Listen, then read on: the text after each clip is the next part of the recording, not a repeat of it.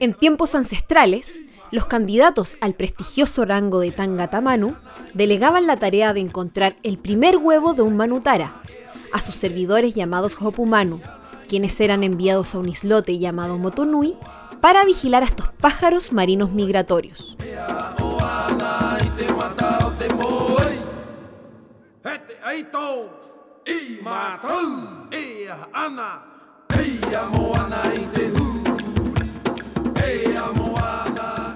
Los Hopu Manu debían nadar una distancia aproximada de 1500 metros desde el centro ceremonial Orongo hasta el Motunui.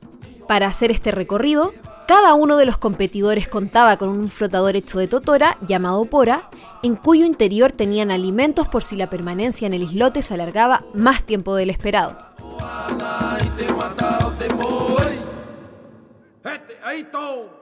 Un buen Hopu Manu debía reunir varias condiciones mentales y físicas, como por ejemplo correr con la suficiente agilidad para finalizar la competencia, la resistencia para poder cruzar nadando 1,5 kilómetros de mar abierto, y finalmente la experiencia y fuerza para escalar grandes acantilados.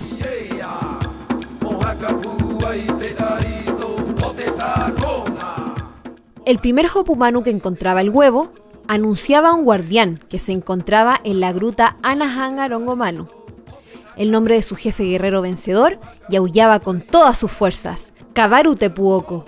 Después, el guardián transmitía el mensaje al Tangata Manu vencedor.